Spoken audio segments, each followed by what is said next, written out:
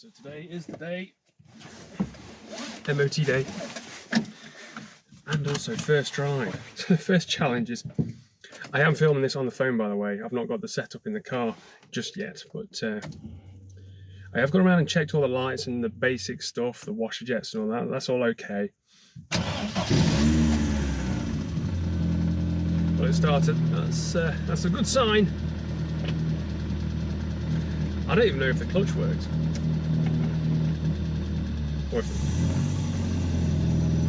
One thing I do notice straight away is that I haven't got any sound deadening back here.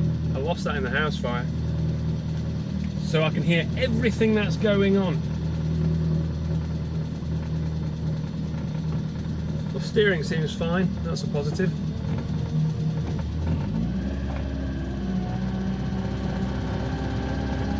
Well, it's moving.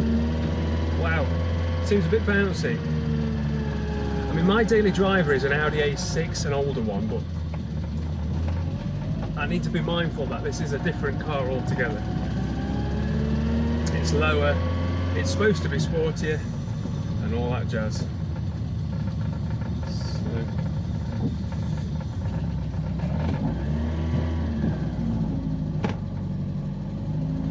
It's going to take a little while for things to settle down, I'm sure.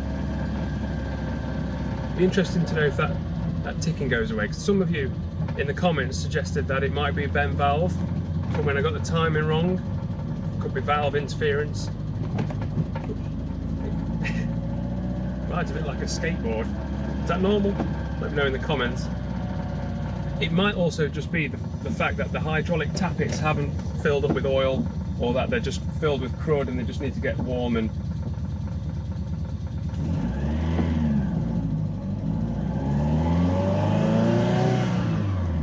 the engine is cold, so I'm not going to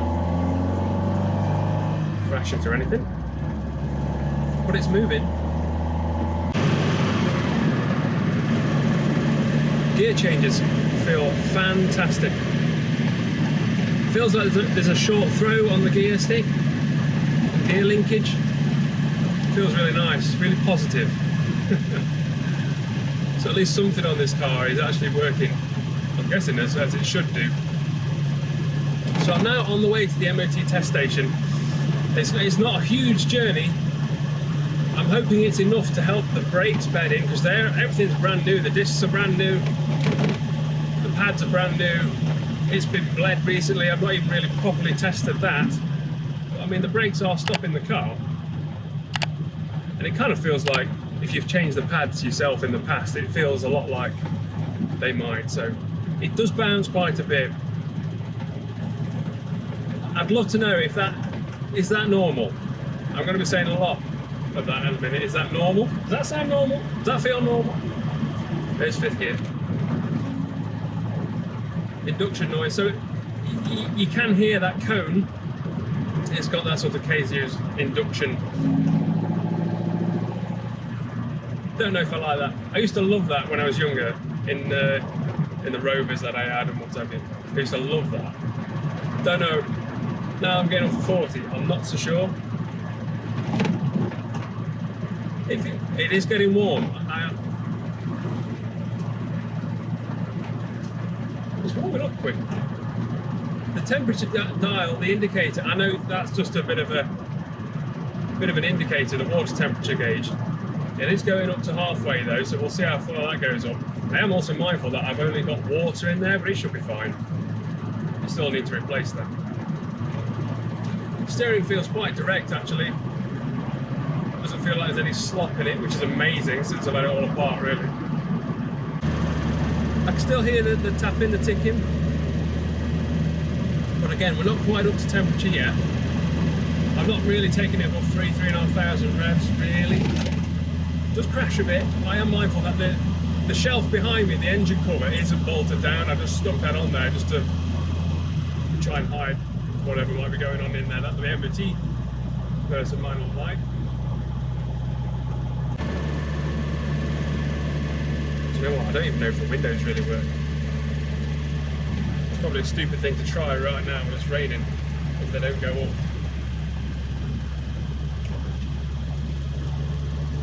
Yeah, need to give them a look. In fact, that's where it's just stopped.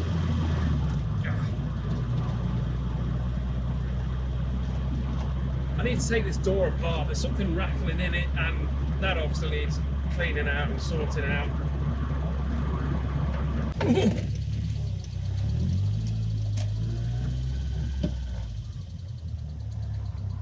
just pulled into a lay-by to sort this bloody window out. When you have bloody thing. There we go. I so want to take the roof down, but it's raining and I'd look an absolute hillock. Do we care? Oh.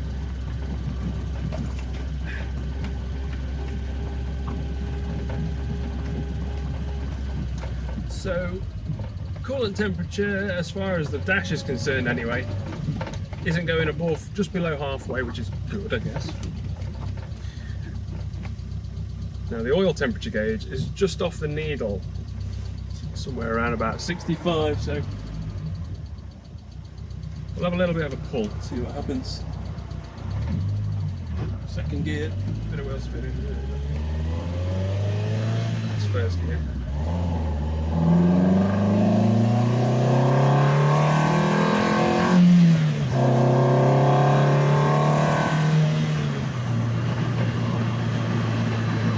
Well, there's no explosions, so that's a positive sign. When I lift, I can feel the heat now. When I lift the clutch up, it does hesitate towards the top. I don't think that's a clutch thing. I think that's just a linkage thing. I'll add it to the list. So today, it will fail. I'm sure it'll fail because there's two things I'm pretty sure it's going to fail on. I think it's going to fail on the rust by the Sills, definitely. And I think as well the tread on both of the rear tyres they're pretty low. So I think they're going to fail it. The things I'm not too sure about are, well, there's only one that springs to mind, and that's the engine mount on my side. So in the first start video, it was shaking about quite a bit, and there was visible play in that bushing. So that might fail. It certainly needs looking at.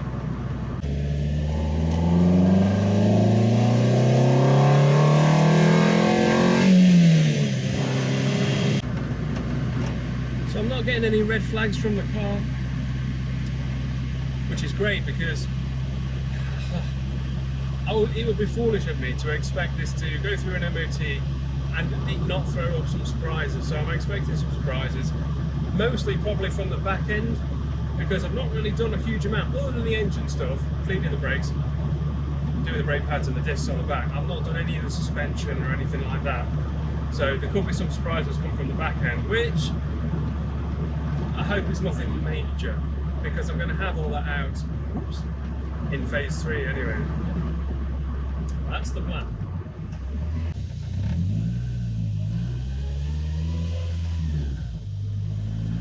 Feels quite smooth. Sounds quite smooth actually.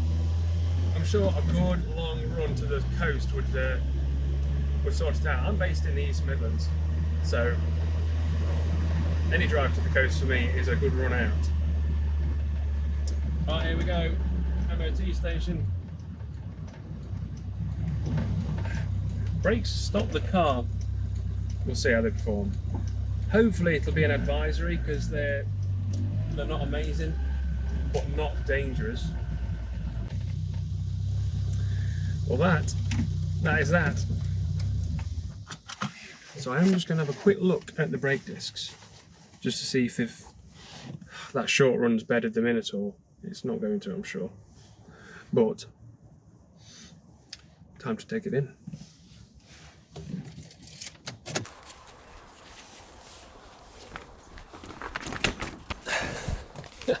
Right, the results are in. Now, some of you have already been online and checked this out, so you eager beavers already know the result of the MOT, and it was a fail. And there's a couple of things going on here. There's some good news and there's some bad news. So the good news is that it didn't fail on that much, really. So one of the things I was expecting it to fail on was the rust on the sills.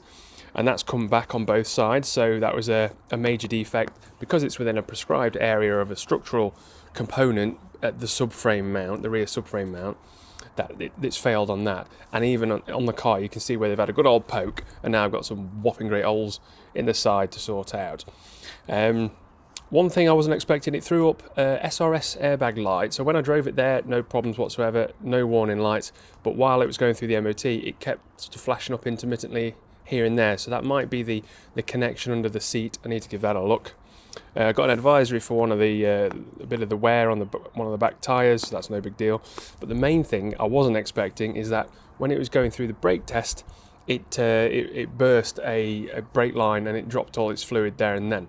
So I couldn't bring the car back. I had to walk home, and it took a few days to get the car back on the back of a truck. That's twice it's been delivered back on the back of a truck now. So, but that's it. So it's not too bad, I don't think. So I'll have a quick look at that SRS light. I don't think that's going to be a problem. I need to have a think about how I'm going to tackle the rust on the sills. Do I have a go myself? Do I pay someone to do it? Now the quotes I've had so far are sort of for both sides around about sort of £500, and that's not sprayed. So I need to have a look at that and see if it's worth doing myself, because I did have a look on YouTube and there's not much content. Well, in fact, I couldn't find any content on doing the sills, so it might be worth having a go. And I need to have a look at the brake lines. Now I have already got a flare tool kit that you use to sort of put brake lines together, so that's not so much of a problem. What I'm probably going to do is replace everything from the centre pipes back. I might as well do the whole lot, and then I'm not going to be guessing, and I might even do the fronts. So there's a bit of work to do there. So there's a couple of videos yet to get this back before it's ready to go for another MOT, and then we should be good. What I am also going to do, because I did notice on the drive, is that after a little while, 5 minutes or 6 minutes, when it started to get warm and that I'd gone through the gears a bit, the ticking went away, or the tapping went away. So I'm less worried it's a valve interference problem. I think it was just oil getting around the engine. That's what it needed. So, but to double check, I'm going to do a compression test. So that's probably in the next 1 or 2 videos I'll do that, just to give a little bit of a health check on the engine. But other than that, it wasn't too bad, I suppose, and phase 2 of getting on the road is that little bit closer. So stay tuned, and I'll see you in the next one.